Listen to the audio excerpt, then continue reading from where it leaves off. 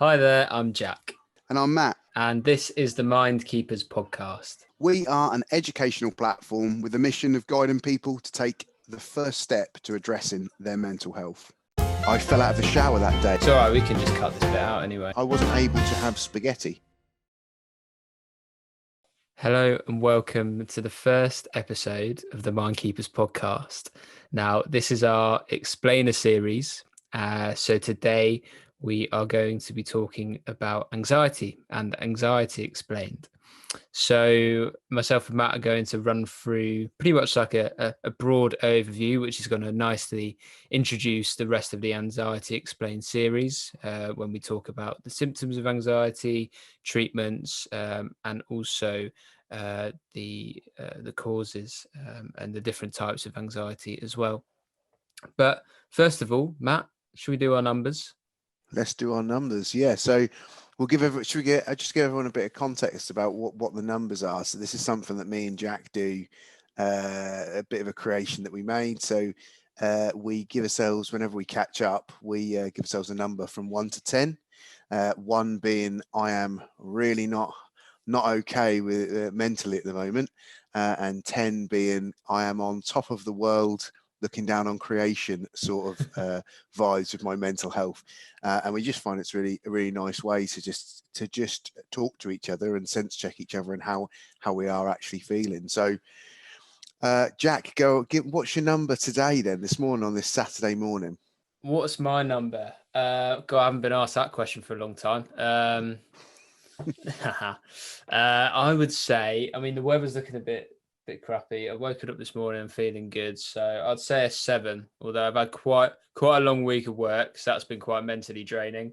But a very productive one. Woken up this morning feeling relatively fresh and with a positive outlook on the day as well. So yeah, I'd say a 7. And I think as I kind of grow into the day, that number will probably go up as well. But yeah, feeling good. How about yourself, Nice, Matt? What nice. number would you I'd give? probably say I was a 6 when I first woke up. Now you see my beautiful face, it's a 10, yeah? Well, I was going to just go 7, actually, Jack. 7. I was going to go 1 up. When I woke up, so I same as you. I had a busy week at work and sort of fell into bed last night, very, very sort of sleepily and quite grumpy. And then when I first woke up this morning, I was probably about a 6. Then I got myself some breakfast. It's a bit grey. But I'm off to the gym after this as well. So, and obviously we're recording the first podcast, so it got me a bit excited, boosted me up to a 7. One of the questions from me about the numbers as well is there really such thing as a 10? That's what I want to know. Because that's an interesting thing for me. Because I mean, that's got to be a good day. That's got to be like I don't know, graduation day or like a promotion day, pay rise. Pubs opening on the Monday day, potentially. Yeah. Like I look forward to catching up on a 10 day, but I think 10s are rarities, which is exactly the element there, which is about how your mental health can fluctuate from day to day. So sometimes it's interesting to see how ours fluctuates, isn't it? To be fair, like whenever we have a little meeting and check in, it's interesting to see. I sometimes write them down as well on a day's day. So if I have like my own journal, I'll write down what number I am each day and then look back on it after a week, and it is quite interesting when you look at it and you go, actually. So yeah, but it's good. To keep tabs. So a couple of 7s. We're on track for a winner, mate, on this podcast. I'm just thinking, can you imagine the quality of the podcast when we're both on a 10? We'll be like on cloud 9. Well, maybe we should start really keeping a track of our numbers every single day, and then as soon as the day we're both on a 10, we'll literally drop all of our responsibilities and just jump on a podcast. Let's do it. That's a good plan, mate. That's a good plan. All right then. Well, that's the numbers out of the way. I suppose we should actually crack on with a bit of the content of the actual podcast itself. So like I mentioned from the outset, today we're going to be explaining anxiety. So a good start would be to go through a definition of what anxiety actually is, because I suppose it can be quite ambiguous. We've heard the word and the term anxiety and to feel anxious quite a lot in our daily lives. Sometimes the term can be battered around quite loosely, but as you'll see through this series, the Anxiety Explained series, there's so many different variables that can go into it. So perhaps if we start off with the definition then.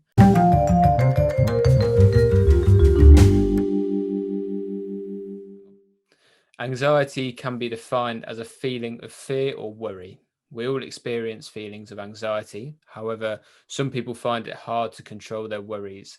Their feelings of anxiety are more constant and can often affect their daily lives as well. What do you think about that definition? Yeah, so I'd be interested to ask you, Jack, when have you ever felt anxious before? Because we know it's a completely, human emotion to feel anxious. Have you got an example of when you really felt anxious? Oh, definitely. I can give some very common examples. Of course, the first date, the classic one. Just before, when your palms are sweaty, your heart's palpitating, and you're going to meet this lass for the first time over food. Job interviews as well. My gosh, I'm a wreck when it comes to job interviews and my anxiety. And we'll touch upon some of the symptoms soon. But I mean, I go to the toilet about 50 times throughout the day. I get really clammy.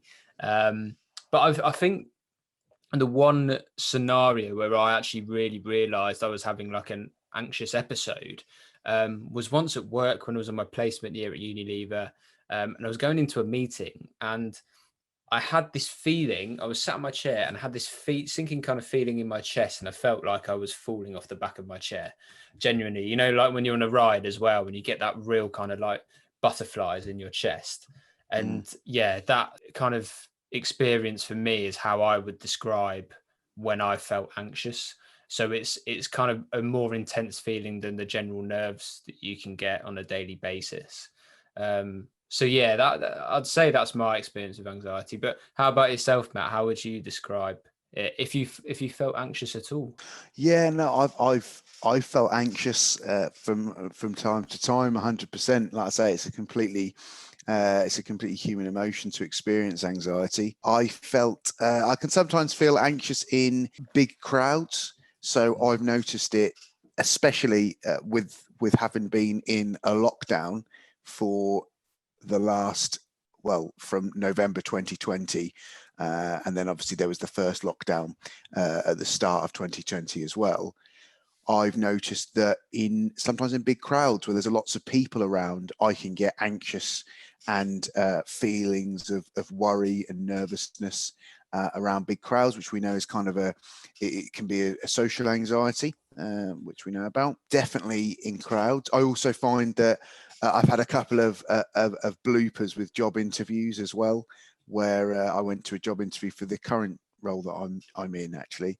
And just the experience leading up to that event in terms of the interview itself, I woke up in the morning and it was almost like I felt I was going to be late as soon as I got up, and I'd set my alarm for 6 and the interview was at about 11. I fell out of the shower that day, which I think, as we have touched upon, it's not a symptom of anxiety, falling out of the shower. But just to caveat, if you have anxiety, yeah. you're not gonna just randomly fall out of a shower. This is just Matt being Matt. But I was really, really flustered. And I didn't realize the shower was going to be cold. So obviously I woke up in a bit of a panic mode.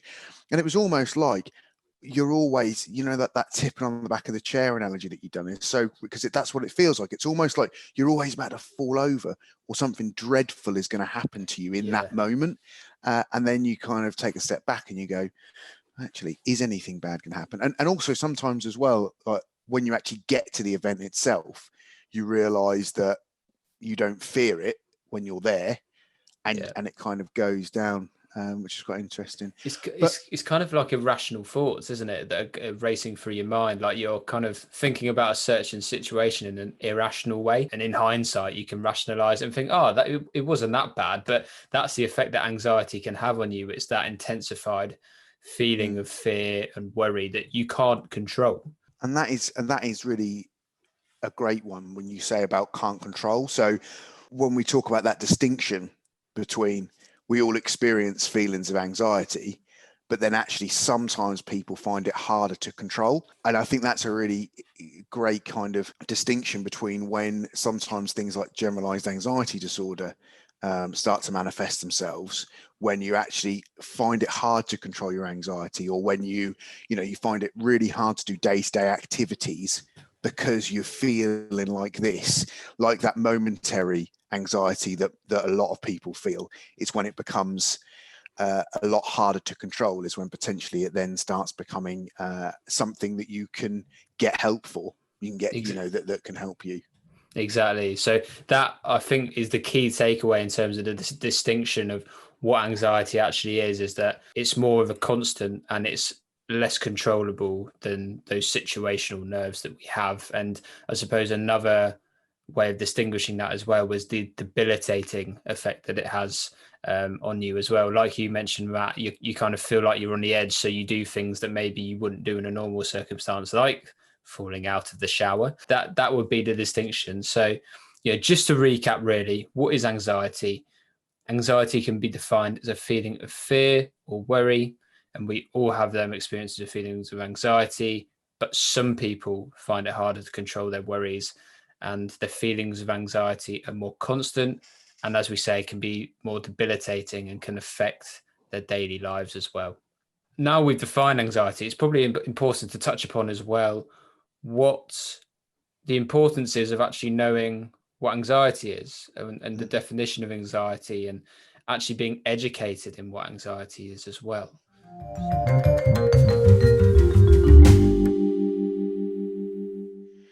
Well, I think some of the statistics out there about anxiety highlight how important it is to understand what it is. I think, have you got any of them statistics to hand? I do. For example, in 2013, there were 8.2 million cases of anxiety in the UK. So that's according to the Mental Health Foundation. Now, that's 2013. In the current climate, living through a pandemic that we're in at the minute, according to the Office of National Statistics, coronavirus and anxiety in Great Britain between the 3rd of April 2020 to the 10th of May 2020. So that period when we went into that initial lockdown, the number of people reporting high levels of anxiety elevated massively. And in fact, in that period, it was up to over 19 million adults in Great Britain who reported high levels of anxiety. So if I compare them figures just quickly, 8.2 million cases in 2013 compared to 19 million adults in Great Britain between the 3rd of April 2020 to the 10th of May 2020. That's more than doubled. It's about 2.5. So just knowing how prevalent it is in society, that just adds to why we need to know what it is. We need to know what it is so that we can do something about it. Yeah, Andrew, and that's the thing, which is why we talk a lot about education and making people aware of what this is, because it's everywhere, and it's something that you may experience. You would have definitely experienced anxiety at some point in your life, and that some people find really hard to control. And you're gonna meet people like that who do find their anxiety hard to control. And knowing about what it is, what are the symptoms, and understanding how someone who maybe is struggling with their anxiety feels and how you can maybe help them is really quite important, because you're gonna, there's 19 million of them out there, me and you potentially being one of them or two of them. So you're going to meet these people, and the answer is not to think them as being different to you, because they feel more anxious than you do sometimes. So Exactly. Definitely think that's why it's important. You're going to meet people with someone with anxiety. You're going to meet someone with generalized anxiety disorder at times, and it's quite it's quite a normal thing to be experiencing. So Exactly. And why not know about it? And here's an example as well. When we're living in a time where something like in the pandemic, where something like coronavirus, which is of course a medical condition, it's a disease, is at the forefront of everyone's minds because it's spreading throughout society. Everyone's got it. It's impacting society. Well, we need to do the same with something like anxiety. If it's doubled in terms of the amount of people who are suffering from anxiety, we need to give it as much media coverage. We need to bring it to the forefront of people's minds. We need to educate people on what the symptoms are so they can identify if they're struggling with anxiety, but also how to potentially help someone else, whether that's a friend, family member, work colleague who has anxiety as well, to point them in the right direction to help them take potentially the first step to solving the problem that is suffering with anxiety. So, of course, that's why it is imperative to understand what anxiety is, but also, the different parts that can come under it, such as the symptoms, the causes, the different types of anxiety, but also the treatments as well. So, yeah. And well, the first thing that we want to go on to talk about is some of the signposts of anxiety, in being the symptoms.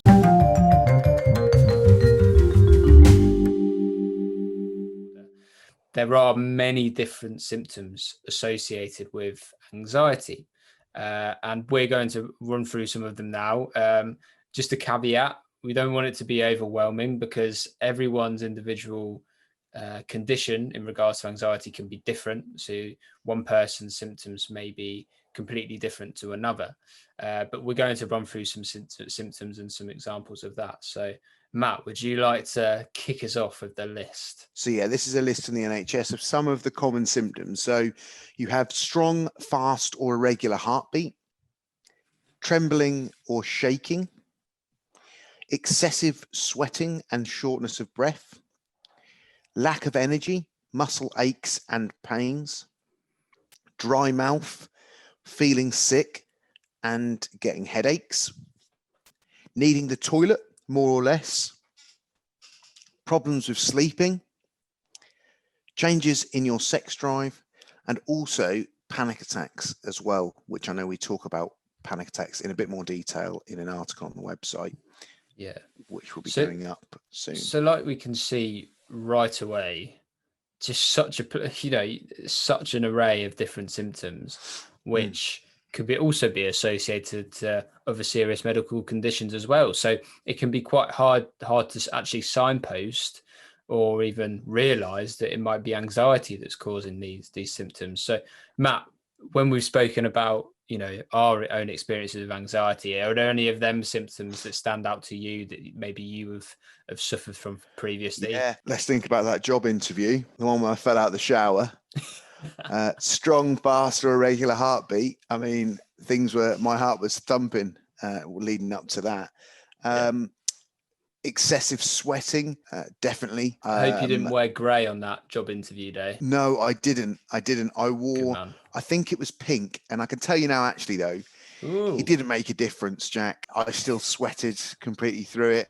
Sometimes I think the best thing you can hope for when it comes to excessive sweating due to nervousness is just to make sure it doesn't seep through to your blazer. But actually, even in some cases, it has. So, excessive sweating is definitely one.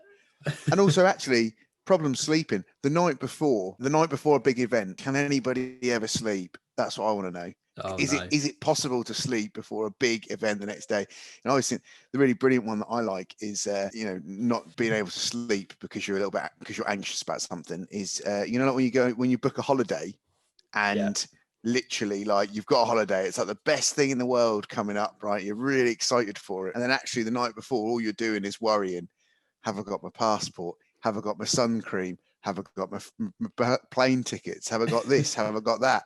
And I think that's a really great example of actually just how a symptom of anxiety, but actually just how anxious you can get before a big event. It's quite a vicious cycle as well, though, with that whole problems of sleeping, because you're anxious like the night before, and then when it comes to the event, because you've not had a good night's sleep, you're quite tired, you've got like a lack of energy, and then if it's a big event that day, because you haven't had enough sleep, it kind of feeds into the anxiety the next day as well. So it can be quite a vicious. You think you're at the airport terminal and you're checking your flight time, and you're like, oh bloody hell, which gate do I need to get at? You're not kind of functioning properly, so it can feed into it then as well.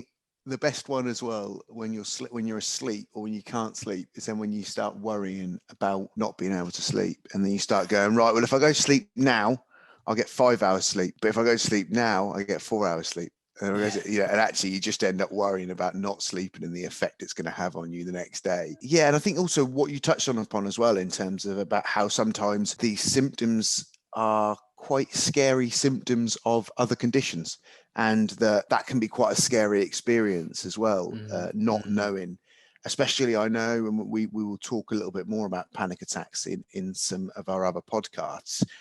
But panic attacks are a real classic example of where like all of this stuff that you get, which is strong, fast, regular heartbeat. Panic attacks are essentially an intense version of anxiety, almost like anxiety on steroids, and that can be really scary because you think about it, if you've got a thumping heartbeat, you could think that you're having a heart attack. And admittedly, yeah, if you've got these symptoms, which are of a heart attack, you'd go straight to A&E, but that can be so scary. So that's a really good point that you say about like some of these symptoms can be really unpredictable and you might not know what exactly it is. So it's and that can then add to how anxious you feel. Yeah. And then that adds to that last point we made about that, how it's so important to actually be aware of these symptoms of anxiety so you can signpost it.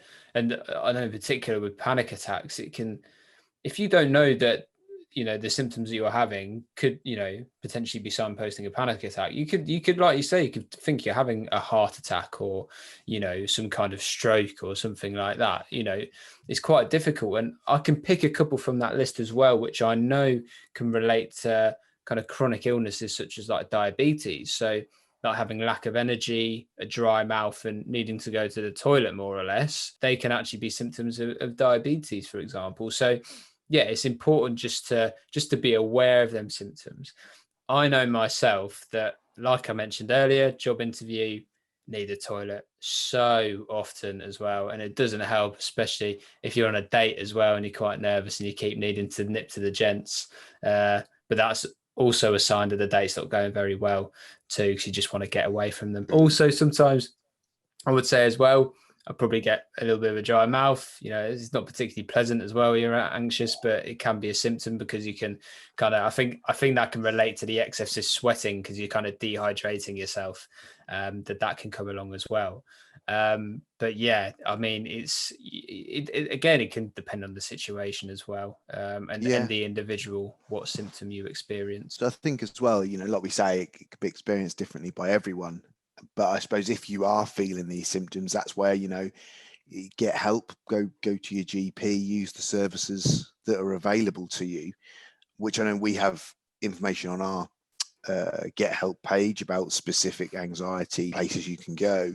But then I suppose also from a symptoms perspective, it's important to speak to your GP as well, because like we say, a lot of these symptoms are really scary things to experience, but that you can get help for them, which is really important as well. I mean, obviously the GP can be the best person to kind of have that initial consultation with, because you can explore then the other kind of, whether it is something that's a physical condition or whether it is a mental condition. So that would be a great port of call. But if you do just want to have I suppose, increase your general understanding of the symptoms of anxiety, on our MindKeepers page, we have our symptoms of anxiety article, but we also have our different types of anxiety where the symptoms for each of those types are listed as well. So if you just want to increase your general understanding, then head over to the MindKeepers website as well to find out about that. But yeah, that's the symptoms of anxiety. And just to recap on them, Matt, I won't make you read them all out again because I know it's an arduous task, so I'll go for it this time. But some common symptoms associated with anxiety are a strong, fast or irregular heartbeat, trembling or shaking, excessive sweating and shortness of breath, lack of energy, muscle aches and pains, dry mouth, feeling sick and headaches, needing the toilet more or less, problems with sleeping, changes in your sex drive, and panic attacks as well. So we've talked about what is anxiety, why is it important, what are the symptoms. Let's just touch upon some of the types of anxiety. Now I know that we're working at the moment to explain some of the types of anxieties in a bit more detail through our website and through some of the podcasts that we're doing. But if we were to glaze over some of the different types of anxieties, maybe I'll reel off what they are, and then potentially, Jack, we can just go and have a little talk about each of them in a little bit of detail. Definitely.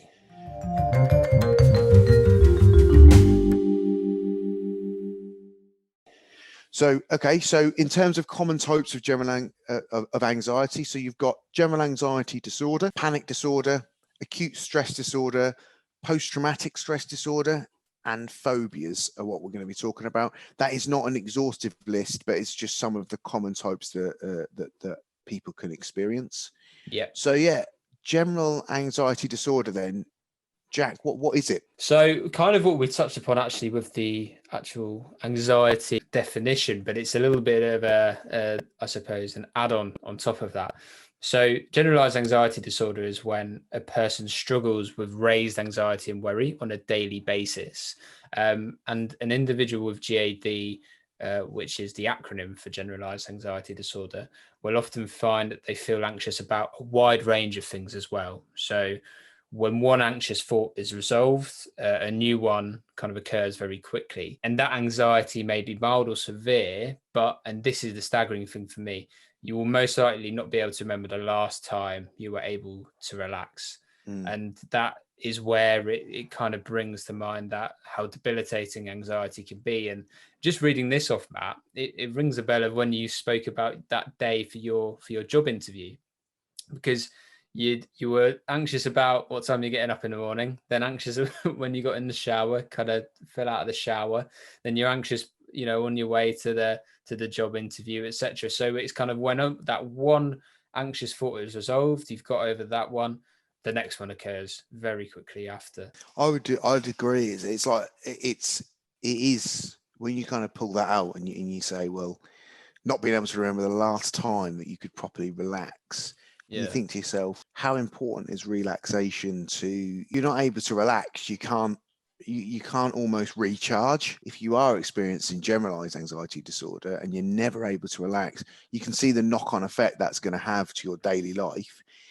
Not being able to sleep properly, not being able to, because if you're always worrying about the next thing that's happening. So yeah, I think to say that is quite staggering, not being able to relax at all. I would completely agree.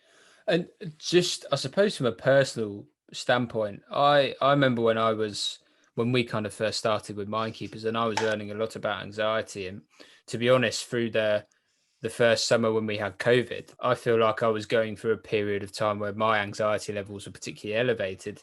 And in relation to that, I couldn't relax. It was a period of time over the summer where I could not relax. I couldn't lay on my bed and have like 5 minutes, couldn't really sleep properly. And it is a vicious cycle to go through, because then even in situations like when you're out with your friends and you're maybe having a beer or having some dinner, you want to just be able to recharge your batteries, let go and talk to your mates and relax. But when you have this heightened anxiety for a long period of time, you kind of forget what it feels like to be able to relax as well. So it is a vicious cycle to get out of. Not something that I found particularly pleasant as well over the summer. That's generalized anxiety disorder.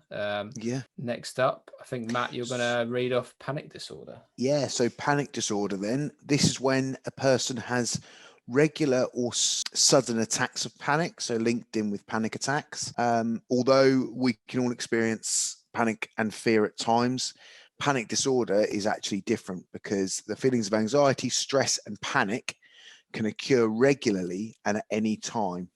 And there's usually no reason for the person to feel panic. So I think, like we said here, one of the most prominent symptoms of panic disorder is panic attacks, which we've touched on before earlier in this piece. So this is to give everyone a bit of context about what a panic attack is. This is where you feel a racing heartbeat, you feel faint, experience sweating, trembling, and hot flushes. They're frightening things to experience, and yeah, it's kind of a panic disorder is when you're experiencing panic attacks really quite regularly. I suppose we're going from GAD to panic disorder. It's like one end of the spectrum in terms of symptoms to the other, where one is very constant in generalized anxiety disorder and probably with milder symptoms. Panic disorder is that real kind of intense symptoms, but in less frequent kind of episodes. So that's a really that just shows how broad anxiety can be on a spectrum in terms of how it affects different people. But like you say, them symptoms can be quite severe and really worrying as well for an individual. Yeah, and also, like you said about maybe like intense, but actually less. But interestingly, with severe panic disorder, what we know is that you can experience panic attacks like daily. So you think we talked about anxiety on steroids. Think about that, and then think about that every single day, and you've got your panic disorder and your panic attack. So yeah, it's not a very nice condition to experience. So there's also acute stress disorder. Yeah, so acute stress disorder can develop quite shortly after a traumatic event, causing kind of significant anxiety and flashbacks. So quite similar to PTSD, post-traumatic stress disorder, which we'll touch on in a second. But yeah, it can essentially, when you have the onset of symptoms of anxiety, which are cause and effect. So there's been a traumatic event, which has then been the cause of the effect, which is the anxiety symptoms, and also having flashbacks to that event as well, which if you're thinking about a certain traumatic event, that would be then bringing the onset of the symptoms of anxiety.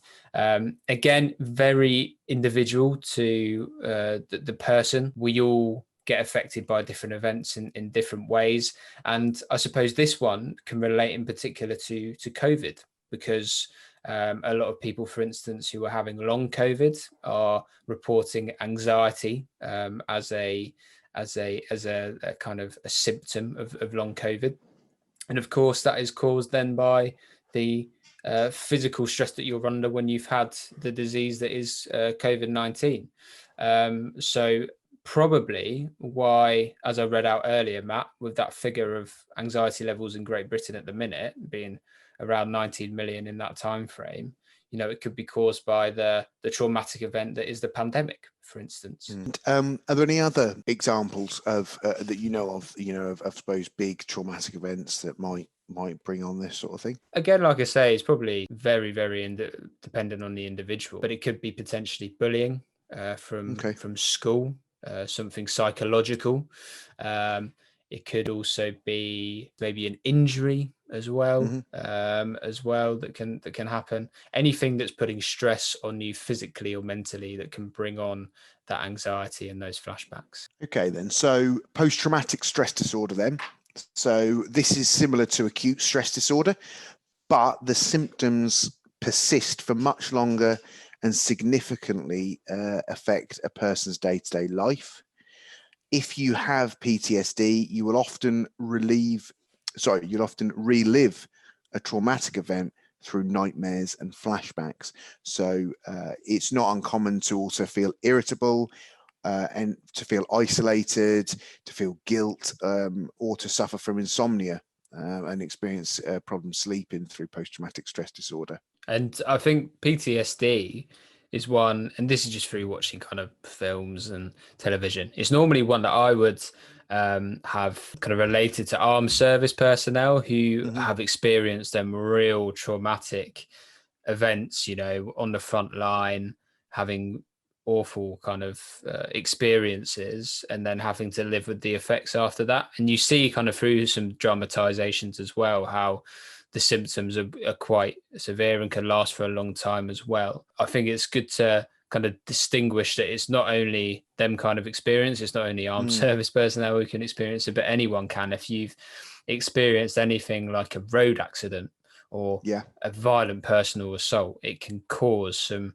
could cause PTSD and that kind of onset of a longer, period of symptoms of anxiety. So yeah, something that can be particularly debilitating for a long period of time. Yeah, and also I think one of the things is that they say it can occur immediately after an experience, but also it can be delayed as well. It can be in a delayed way and happen in further down the road. So it's not a nice thing to experience, PTSD. Yeah. And finally, we've got phobias as well. One that I find to be more commonly related to anxiety. I think everyone knows really what a phobia is. But a phobia is when you have an overwhelming and debilitating fear of an object, place, situation, feeling, or animal. They are more exaggerated than a fear and usually develop when a person has an unrealistic sense of the danger posed from the thing that they fear. And it's good to distinguish that phobias can actually be categorized into two categories. So you've got specific or simple phobias, like I've just touched upon there, the objects, the place, the situation, feeling, or animal. And you've also got complex phobias as well, which can have, so for example, agoraphobia or even social anxiety is a type of a complex phobia. And these can have debilitating effects on your day-to-day life. And as sufferers, you can fear being in situations where escaping them phobias might be difficult or help wouldn't be able to reach them. Have you got any phobias, would you say, Matt? I know the term phobia is bandied around quite a lot, isn't it? Yeah, no, I've got one. Snakes. I've got a phobia of snakes. Ooh. Because and when do I you know was the word for that? Because it's normally no, got quite a fancy word. Oh, right, it's all right. hang on, I can tell you though. Oh yeah, go for it. Because I'm similar to you. I don't like spiders, so that's arachnophobia. Can't stand them. Or here we go. We should have a podcast on how to pronounce phobias, because this is called Understanding Ophidiophobia, fear of snakes. Oh, God. I don't know. I'm not even sure how I pronounce that. Ophidiophobia. Sounds like something out of Harry Potter. But that is essentially I fear snakes. When Mm. I was younger, actually, I wasn't able to have spaghetti because Oh, God. it reminded me of snakes. And actually, I still don't like spaghetti to this day. You're missing out, mate. It's really Spaghetti's funny because bloody lovely. oh yeah, I think it is. My sister even keeps telling me off and saying, like, you do realise that you can't still not want spaghetti because you're scared of snakes. And I'm like, I think it's just an old habits die hard. Like, I just so used to not having spaghetti now that I just prefer the other types of pasta.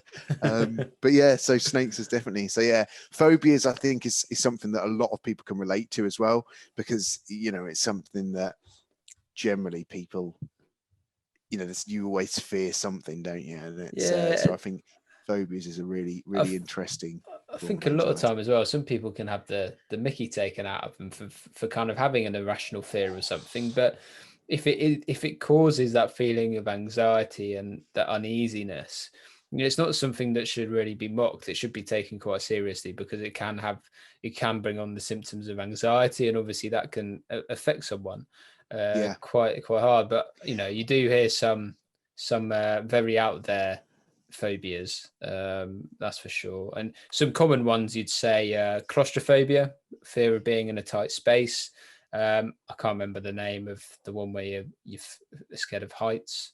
No, I'm not even going to try and attempt that. Phobia of heights. Let's keep it simple. Google is my friend. Hang on. Of heights. Acrophobia. Okay. There you go. Interesting. What I want to know is, when people named these phobias, they certainly did not think about the people who actually experience them. No. Because like, why did they not just call it something simple? Like, I'm thinking, is it because a lot of medical terms and stuff, it's based off of Latin, isn't it? Oh, right. Okay. Hang on. Here we go. We are bringing the knowledge to this podcast. Right here, right now, via the realms of Google search. Based language. Here you go. Phobia names language. So so from the Greek, so phobos is fear in Greek. So I think phobias come from some form of Greek or Latin. So all right, we can just cut this bit out anyway. So I think it's from Latin. That's interesting.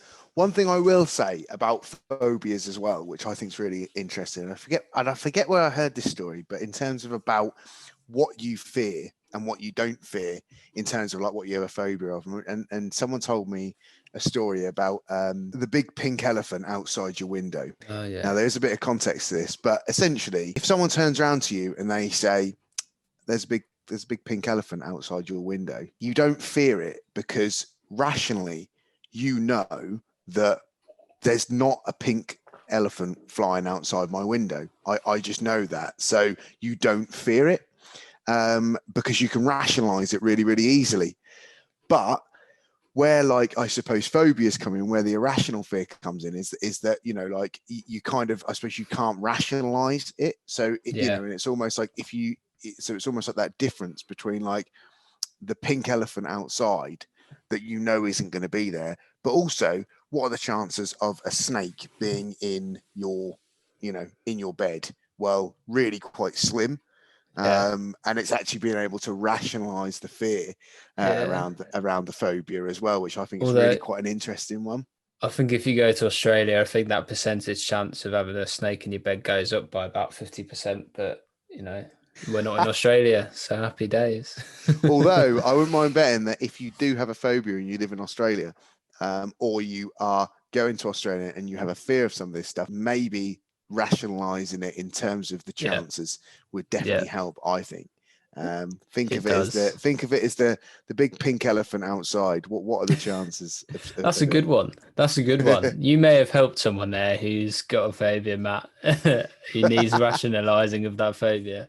Use the pink elephant. Let's just plug that everywhere on the website as well. Matt's pink elephant.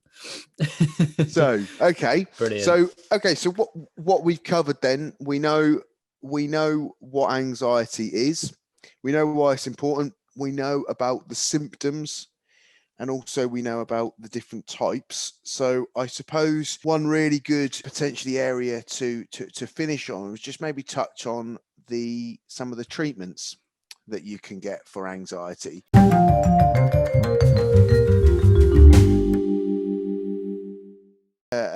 A few of the treatments here, which again we'll just talk through and then go into a bit more detail on. So you've got self-help therapies, you've got things like cognitive behavioural therapy, applied relaxation, and also there are some medications, which I don't think we'll touch on too much because, like I say, we always recommend you speak to a GP around medication, but we'll certainly talk about some of the other treatments. And it just quickly as well, it's probably important to just caveat that when it comes to treatments for anxiety, like we said about the symptoms, it's very much dependent on the individual condition and what your symptoms are. So some treatment options are more effective than others. So of course, it's good to have an overview really of what these different treatments are. But if you need any advice in terms of what treatment options are best for you, if you're struggling with anxiety, or if you have a friend who's struggling with anxiety, then speaking to a GP, doing that extra bit of research will really be helpful for that. But yeah, let's roll. Should we start with self-help therapies? Okay, self-help therapy, Jack. You far away. What is a self-help therapy? Go on, I like this one. So essentially, you can do self-help therapies on your own to better control your feelings or symptoms of anxiety. So it's a very informal route of treatment, if you like, where you're putting your body in your own hands, essentially, and you're taking proactive measures to try and better yourself physically and mentally to limit the symptoms of anxiety. So self-help materials can be accessed relatively quickly and can help you feel better sooner. So self-help materials can include workbooks, mindfulness techniques, which can be accessed on, through apps on the App Store. You can go to the NHS to find these kind of workbooks as well. We'll do some research online. And my favorite is regular exercise. So getting that good serotonin and dopamine kick. And a really key one as well was healthy eating too. So what you're putting in your body obviously helps to fuel you as well. And just going back to the workbooks and mindfulness, you can also do, and we'll come on to this in a minute, some computer-based cognitive behavioral therapy as well, which doesn't have to be part of, like a one-to-one or group session with a therapist. But yeah, essentially self-help therapies. That's a list of them. Matt, have you ever tried any kind of self-help therapy technique? Regular exercise, you mentioned you're going to the gym exercise later. I'm off to the gym after this. So I think diet and exercise is a really good one as well. So actually there's an article, isn't there, up on the website which we talk about, we talk about 3 areas, don't we, which aren't kind of exclusive, but like you say, going on a self-help therapy course, you've then got exercising regularly, and then there's also looking at your at your diet and lifestyle choices. Yeah. So I'd probably say along this note, what would I do? So exercise definitely helps. And I was only saying to my girlfriend the other day how much going back to the gym and exercising regularly has enabled me to manage my mental fitness, because it just made me realize that throughout the lockdown, I'd kind of not been exercising as regularly. And I didn't realize the effect that that had on my mental health, although I was doing a lot of like walking every day throughout the lockdown and that. So, but exercising regularly really helps me. Also, as well, I do like to keep an eye on the amount of caffeine I have in a day, because I literally, as you've said that, I've just had a swig of my coffee right now as well. So I like to say, I mean, it's all about everything in moderation, isn't it? But I definitely drop the amount of caffeine that I have. I think that, and actually, the biggest effect I'd had on this that I'd had with caffeine and making me anxious was when I first started my graduate job, and I was going to the gym early in the mornings, and I had a pre-workout drink. And obviously I didn't make the connection between the fact that I had a caffeine fueled pre-workout drink, and then I was going into the office for an 8-hour stint in the office, and I was plowing in, you know, like everyone, and like I'm sure a lot of people do when they're in office, or when they're working, or they're doing office-based work, or what used to be office-based work. You very much get into a, you know, cup of tea every hour, cup of coffee every hour sort of mentality. And then I realized, at the end of the day, I'd be like, God, I'm so nervous and so wired. And then I made the connection, and I was like, hang on a minute, why is this? And it was always on the days when I'd be exercising, I'd be like, what is it? You know, so actually I started to then moderate how much caffeine I had in a day. You know, dropping out the I'd have like a pre-workout drink still, but I would then have, you know, decaf coffee for the day, or, you know, like decaf tea and things like that. So they're two ones that I've found. Exercise, and definitely I've had real experiences with dropping down caffeine. Yeah, and I think if we put two and two together when it comes to caffeine, and we look at them symptoms of anxiety, well, caffeine can exacerbate them symptoms, because if you already got a faster beating heart rate and you're sweated a bit more, that can be exacerbated by caffeine, because essentially it's a stimulant, isn't it? So, you know, being mindful like you were of your caffeine intake is essentially a self-help therapy, which is helping you control them particular symptoms of anxiety. So that's kudos to you for realizing that, and for toning that back.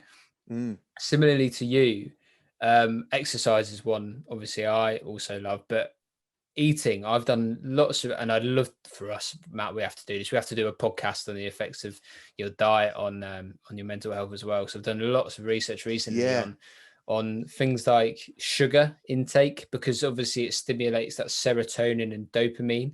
So if you're relying on sugar to get your kicks, that can cause some mental effects. But also things like, you know, carbohydrates as well, because they produce serotonin and dopamine as well. And sometimes you get insulin spikes and dumps, and that can wreak havoc on your hormones and also your chemicals in your head as well. So that's something that I've been kind of experimenting with in particular recently, and just having a clean diet as well. You know, it's all about having things in moderation, like we talk about alcohol as well in the article we have on self-help therapies. So yeah, it's good to know though that there are measures that you can take into your own hands to help to alleviate any symptoms of anxiety and to treat your condition. And talk me through a little bit around cognitive behavioural therapy then. So what is CBT, as they call it? So let's stick to cognitive behavioural therapy, but just so that everyone knows, the abbreviation that you're probably going to see everywhere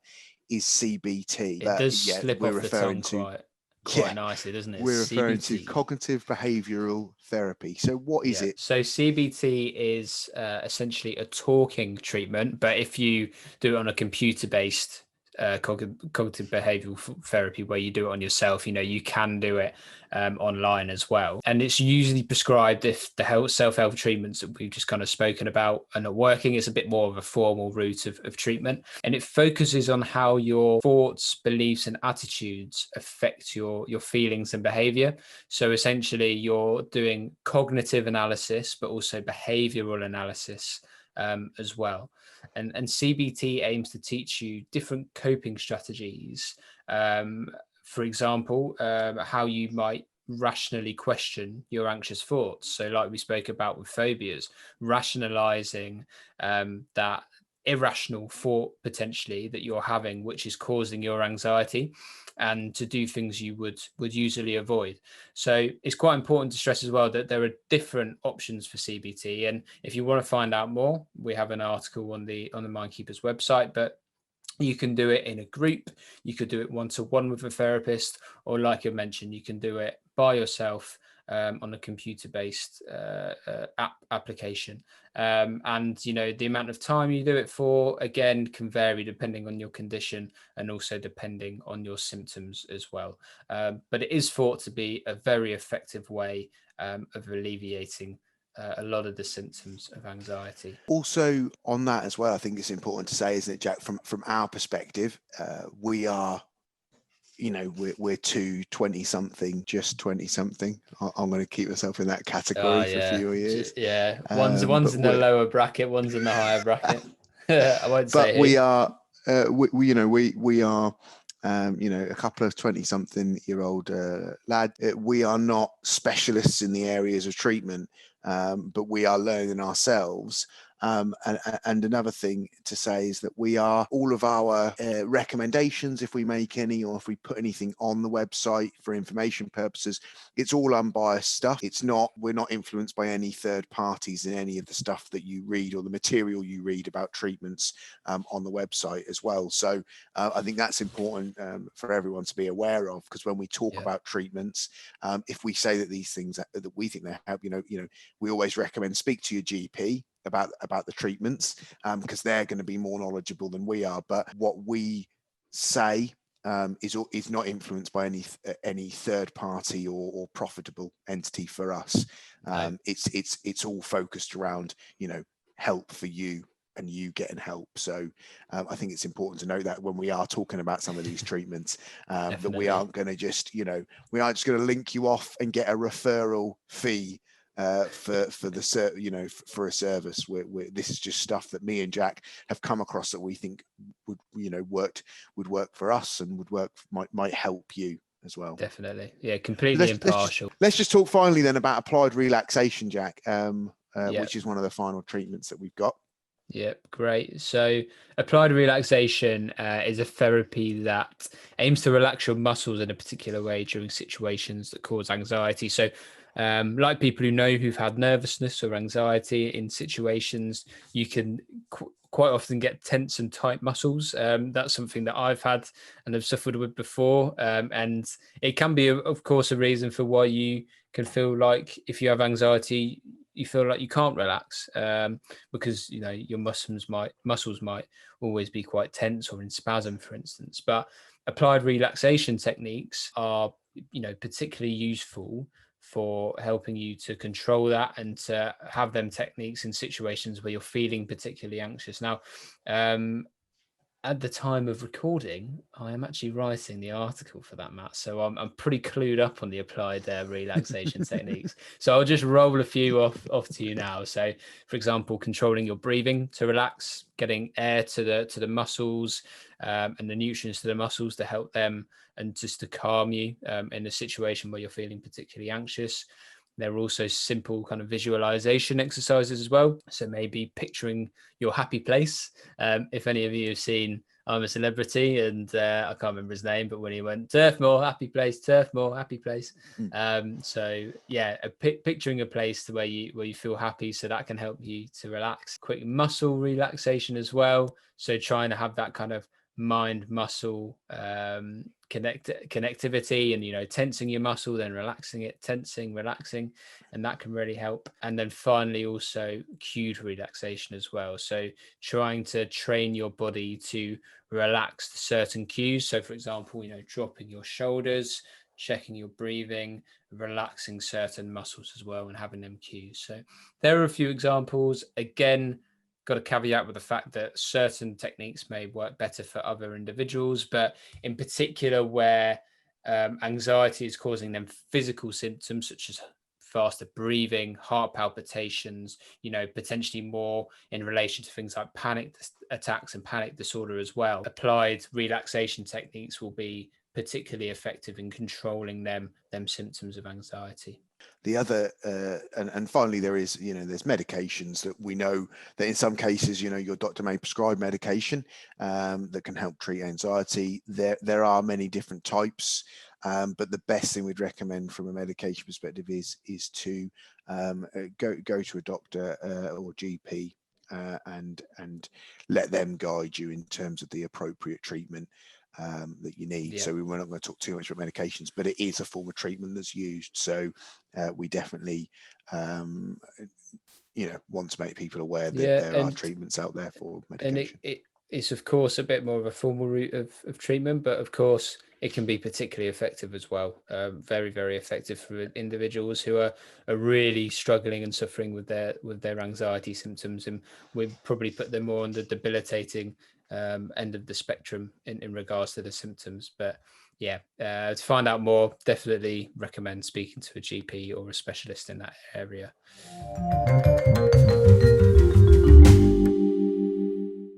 Hopefully some people have got some value from this podcast. So, we've talked about what is anxiety, why is it important? Hopefully you've learned a little bit about some of the symptoms and also some of the treatment options that there are out there. I suppose one of the things I would like to ask, Jack, is how can we help at MindKeepers? Keep listening to our podcast. This is the first of our Anxiety Explained series. So if you want to find out more about what we've spoken about today, then please visit our website. We've got articles covering all of these facets of anxiety, also podcasts covering all these facets of anxiety. And we also have our Get Help page as well, which is where we want individuals to visit to take the step to either help themselves if they're suffering with a mental health issue, or help a family, friend or colleague, any other individual to get help as well. That's what we're really trying to achieve with this. We want people to take that action and get the help that they need, because we know that mental health illnesses such as anxiety are so prevalent in society, particularly in the current climate as well. So please go on to visit our website if you think it can help you. And Matt, have you got anything further to add, or have I done an all right job there? No, I think that's brilliant. I think that explains exactly how we can help. Like I say, we're here to help you take the first step. So, it's all about taking a look at the website, taking a look at some of the resources, and if you feel that you want to get help today, then go on to our Get Help page and do that. Yeah, definitely. Brilliant. Well, that is the first of our Anxiety Explained series. Happy days. Happy days. I thoroughly enjoyed that, to be quite honest with you. Yeah, it was good fun. It was good Very fun. Good. Yeah. And we look forward to welcoming you to the next one. Keep posted, visit our website, and brilliant. Thank you very much for listening. Thank you for listening to the MindKeepers podcast. Our purpose is to ensure that anyone who needs help takes the steps to get it. Break the stigma, take the step.